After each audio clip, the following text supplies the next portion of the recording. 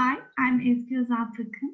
I'm a developmental pediatrician and a member of Ankara University School of Medicine, Department of Pediatrics, Developmental Pediatrics Division. I'll be presenting an overview of our paper titled Rates and Correlates of Stigmatization Expressed by Parents of Young Children with Developmental Difficulties in a Middle-Income Country. Stigmatization is one of the most important impediments to the well-being and participation in life of children with developmental difficulties and their families. Stigmatization is common and has detrimental effects. A main gap in stigma research is related to whether parents of the youngest children with developmental difficulties experience stigma and from low and middle-income countries. We aim to identify the rates and correlates of stigmatization and coping mechanisms of parents of young children with developmental difficulties. We use the ICF framework to identify associated factors. This was a cross-sectional study. Children aged 0 to 42 months were included if they were assessed for the first time during the study period and received a diagnosis of chronic illness, disability, and a more subtle diagnosis, isolated expressive language delay.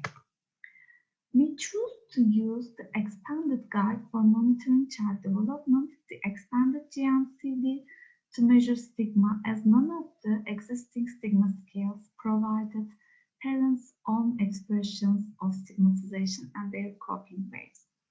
Expanded-GMCD is a semi-structured questionnaire which incorporates all ICF domains and facilitates the history-taking component of a comprehensive developmental assessment.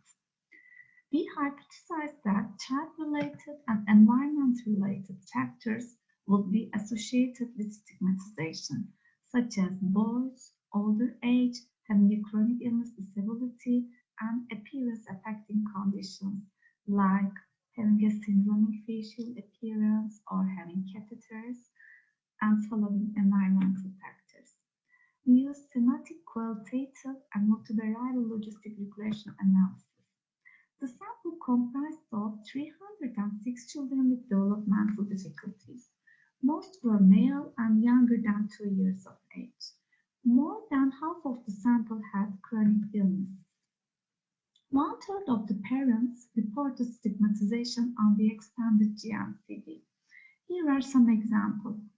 People keep their children away from my child as if he has a contagious virus. People look in a strange way when my son walks, ask whether he will be normal when he grows up. Of the parents reported stigmatization, most explained how they coped. Most use adaptive mechanisms such as seeking support from family and friends, focusing on their children's health and development, turning to religion, positive thinking. A lesser extent reported distancing themselves emotionally from the relationships by ignoring the comments and avoiding social interactions. And here are a few examples. I don't get out with her. We are always at home. I survived with my mother and father's support.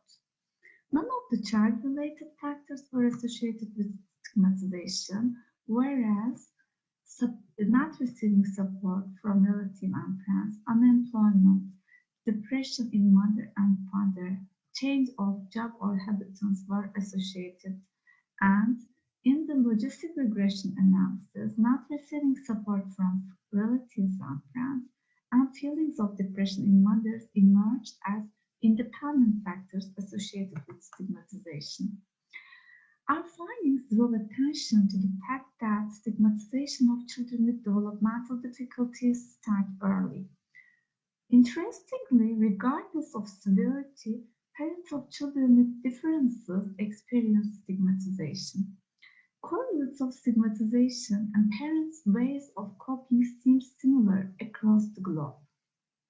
There is a need for action by clinicians, researchers, and policymakers to explore stigmatization early in life of the children with developmental difficulties and their parents.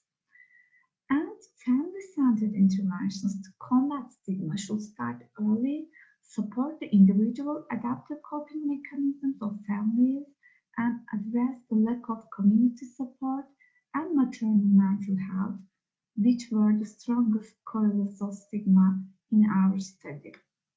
I want to thank to the children and their parents for their invaluable comments and contributions, and I want to thank you for your time.